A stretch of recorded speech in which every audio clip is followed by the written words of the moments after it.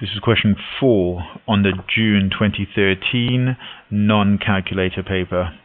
This is an algebra question, and there are a lot of marks here. There are 5 marks, and it's actually one of those questions which, if you know your stuff, you can actually get done in a very short space of time.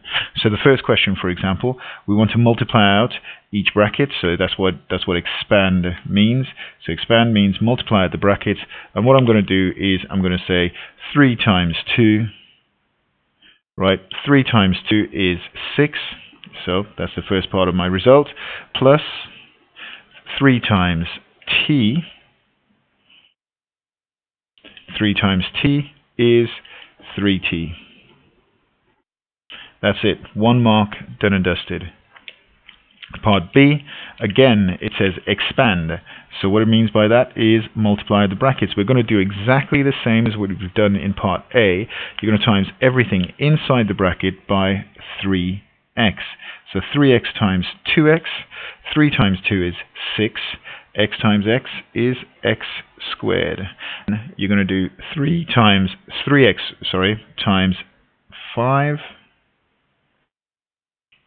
So 3 times 5 is 15, and 3x, what that means is 3x times 5 is 15x. Again, that's done. Remember here that you need to put that x in. A lot of people forget that. We've done 3x times 2x.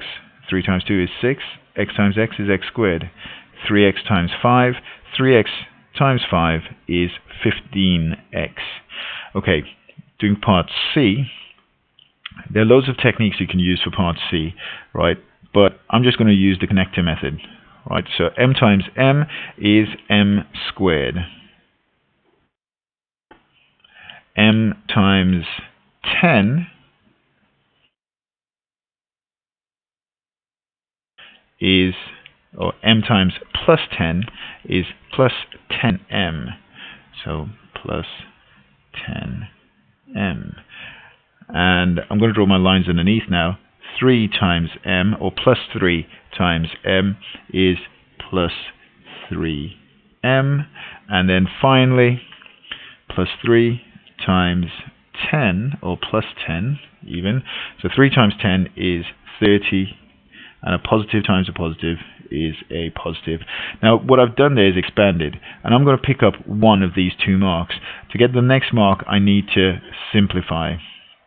And what I need to simplify, how many m squareds are there? Well, there's just only one, m squared. How many m's are there? Well, there's 10m, positive 10m, and positive 3m, which is positive 13m. And I need to add to that 30, because that's the only number there, number on its own there. So it's m squared plus 13m plus 30. As I said, there's several methods to do this last part, expanding a pair of double brackets, or you could use the box method, there's FOIL, there are different techniques, there are techniques that people sort of use to remember this, but make sure you understand it, you know how to do it, and you can get full marks in this question.